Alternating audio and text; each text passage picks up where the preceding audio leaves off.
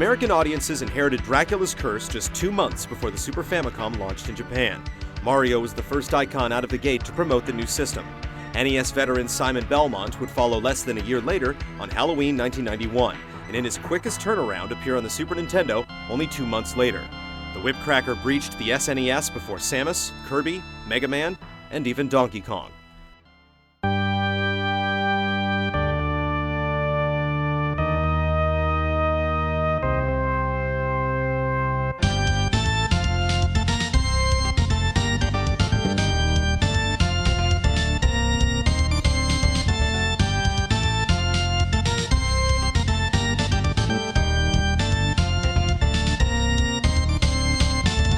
Super Castlevania IV was less of a new chapter and more a nod to the first entry in the series. The controller gave Simon another button for his sub-weapon, and his arsenal mirrored that of Castlevania I. The brand new Mode 7 graphics let the castle twist and rotate around the player, and their leaps got luckier with the ability to control Simon's fall after each perilous jump and swing from hanging hooks.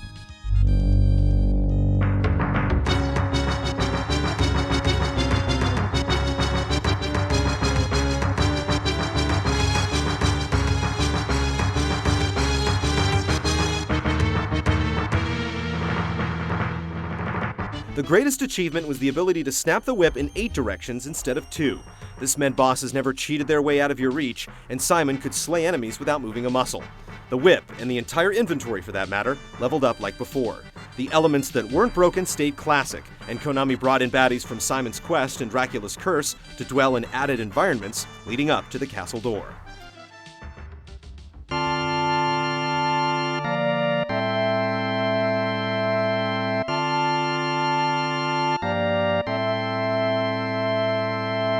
Masanori Adachi and Taro Kudo produced the score, composing new tracks and remixing old ones. The endemic themes they revisited would become expected by fans in future installments, no matter which Belmont was chosen. It was this nostalgia that fueled what would become the last in the series to be named numerically. Like the quests that came before it, Castlevania IV did not sell over 1 million units and is not considered one of the Super Nintendo's best-selling games. It is considered one of the best in the series, however, and a fitting tribute to the original. With a new generation beckoning, the saga story would finally move forward on another console.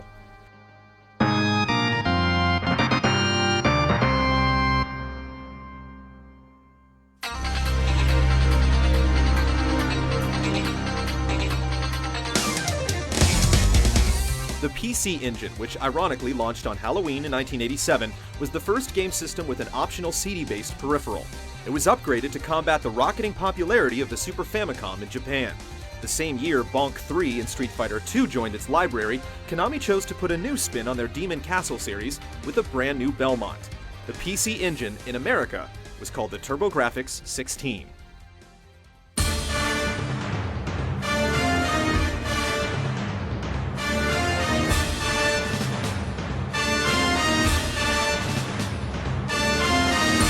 Castlevania Rondo of Blood hit stores 2 days before Halloween in 1993.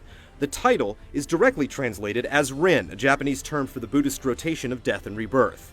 A rondo is a musical form that is often referencing a return to a particular theme or motif. It was the first installment with a 3-word subtitle, a naming convention that would become a series tradition.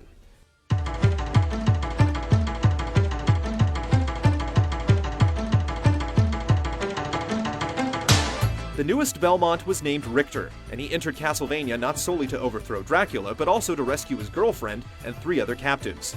The first of these, Maria Renard, joined Richter for the duration. The 12-year-old mage harnessed the power of the animal kingdom to attack and defend, not to mention a life-saving double jump, and the player could swap freely between the 2 heroes.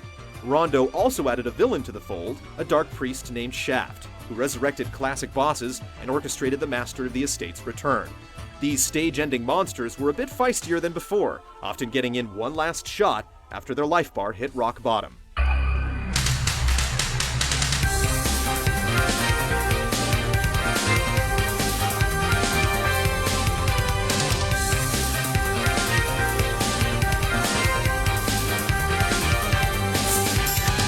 Richter inherited his father's equipment, but could also pick up a copy of the Good Book that would swirl around him as an offensive shield.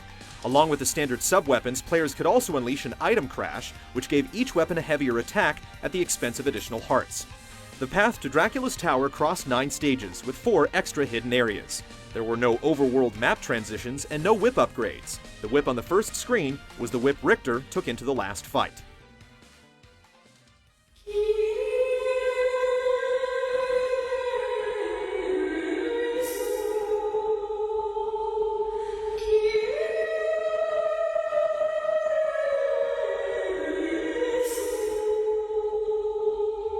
Rondo of Blood won the award for the best Japanese action game of 1994 by Electronic Gaming Monthly, and is considered a major turning point for the franchise. Anime had no doubt inspired Castlevania's design, but for the first time these illustrations were used to tell the story cinematically. The style, combined with the CD format's access to recorded dialogue, made the story resonate more than the Belmont's pixelated past. 君は先に村に戻れ。俺はこれからこの先へ進む。 The US market expected to miss out on the 10th title in the series, but a port called Dracula X was shipped over in September of 1995. Unfortunately, it ended up being less than expected.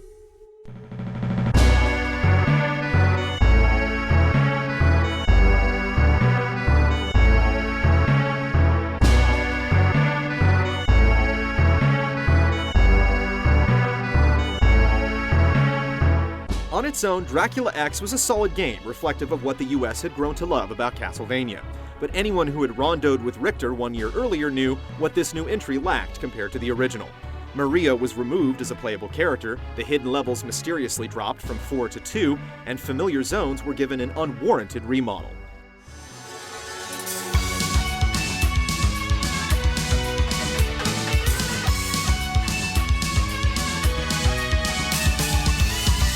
Konami took a second stab at the port in 2007 with the Dracula X Chronicles for the PSP. This time they started from scratch, throwing Maria back in and drawing the castle and the cutscenes with 3D polygons. Anyone unfamiliar with this chapter in the timeline could also unlock a faithful copy of the PC Engine original, along with the game's smash hit PS1 sequel. Gamers could also rediscover the hidden classic on the Wii's Virtual Console in April of 2008.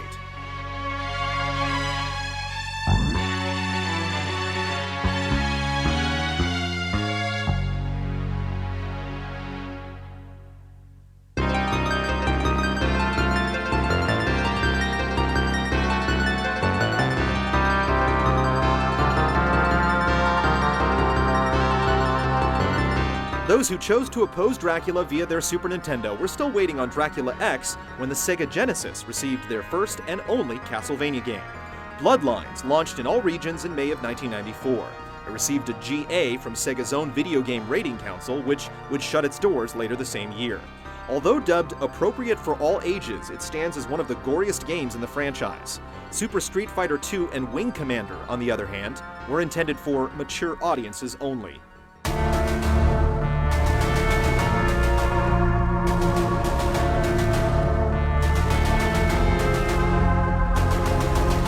The title screen offered 2 slayers to choose from, unlike previous adventures that posted them at predetermined spots along the path. John Morris was the chosen Belmont, instructed in the ways of the whip, including the ability to swing from the ceiling, and Eric Lecard was a master lanceman with a high jump and a thirst for vengeance after his love was turned into a blood-sucking beast. While the game was as linear as ever, it traveled far beyond the castle walls and even the borders of Romania. Chasing the niece of Count Dracula, Elizabeth Bartley, and her follower, the witch Drolta Zuentes, players visited a shrine to the lost city of Atlantis in Greece, the Leaning Tower of Pisa in Italy, a retired munitions factory in Germany, the Versailles Palace in France, and the fictional Castle Proserpina in England.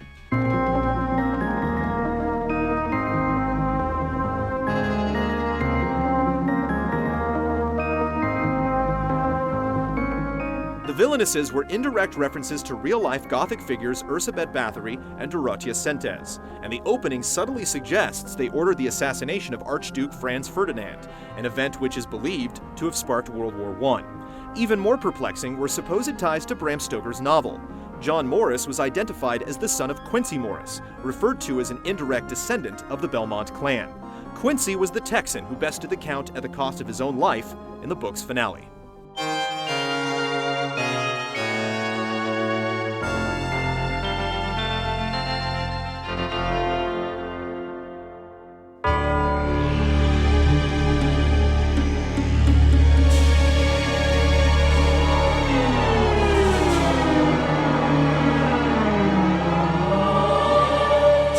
Bloodlines built a new audience for Castlevania on a new console.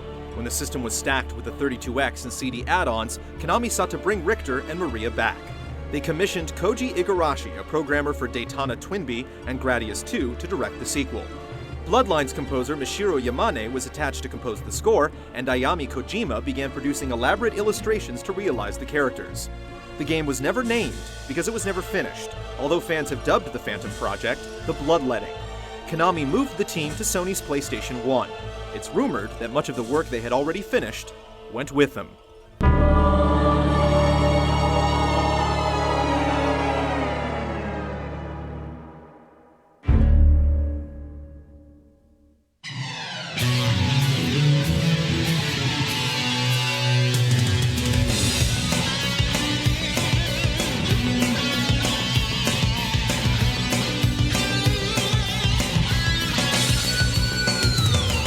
Castlevania Symphony of the Night was released on March 20th, 1997. The US sank their teeth into it 7 months later. Dracula's Black Sheep Alucard was the main playable character. Richter could be unlocked after the game was completed and started the game via a flashback to Rondo of Blood that was incorrectly labeled Bloodlines. The conditions of this first battle, such as damage taken and items used, affected Alucard's stats when players later assumed control of the brooding vampire.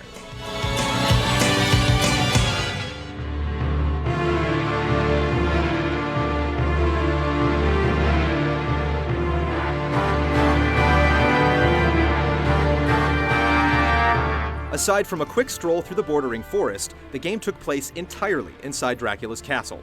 Players could quickly bring up the map and chart their progress. Other than an inaccessible ledge or locked door, the whole of the fortress was theirs to explore, with major areas separated by uniform loading hallways. The series borrowed the format from another popular Nintendo original, leaving fans of both to question whether Symphony of the Night was more Castleroid or Metroidvania.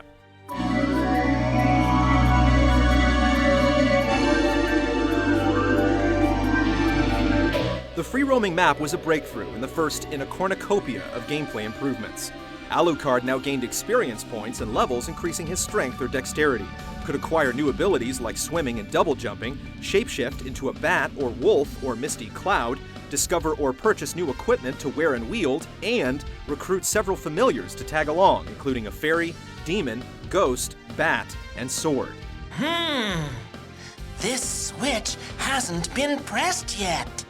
A quick backdash pulled Alucard out of danger, expendable weapons could be used one time for increased damage or range, potions or food cured curses and helped resist certain elements, and special button combinations triggered a cache of magical spells.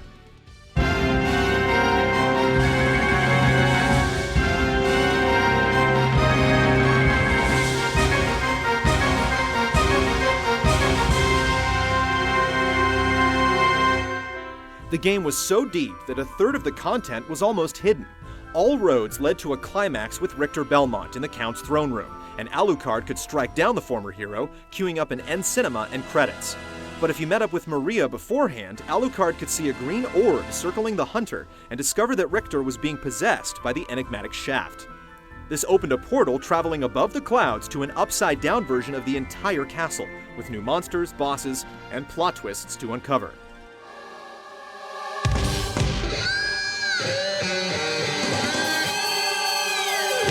About the only thing fans found fault in was the overall difficulty, and not in the way they were used to. With the ability to make Alucard superpowered through leveling, some veterans found the game a cakewalk, even when exclusively using the first weapon they were given. None of the easiness detracted from the awesomeness, however, and Konami worked up a port of Symphony for Sega in June of 1998.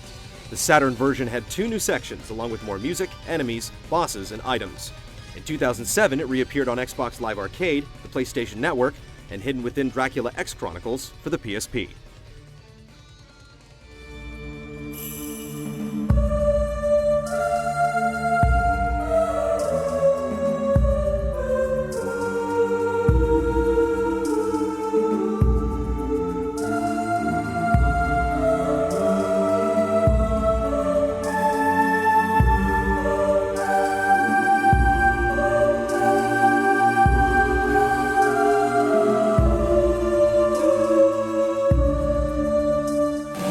Symphony of the Night was the most drastically improved game in the series. No single game in the franchise had received the amount of new features that Igarashi and team found room for on the PS1. It stubbornly stayed 2D when every franchise in the industry was scrambling for a way to make that extra dimension work, proving a series can stay true to itself while still blowing players' minds. Like its brethren, it was cursed into obscurity, again failing to climb sales charts and rest among the most lucrative games on the system. But it did garner a ferocious fan following, dare anyone to remove it from a top 100 games list, and write the blueprint for how the series should, and eventually would, continue.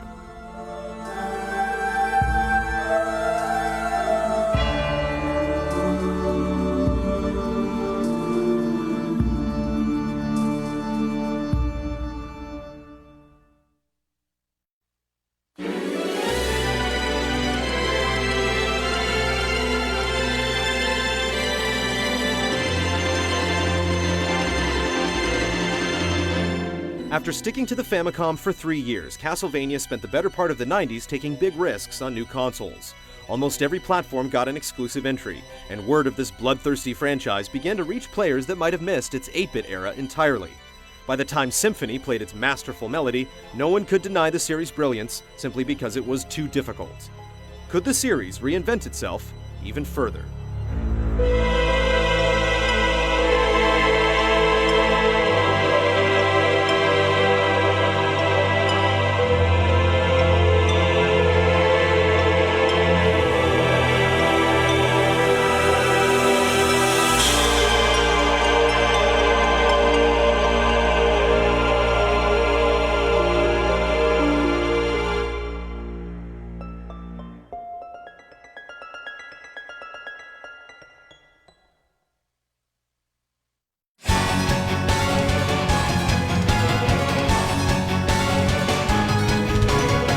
In Part 3 of the Castlevania Retrospective, the Belmonts enter unfamiliar territory as Konami struggles to find a place for their House of Horrors in a new 3D generation.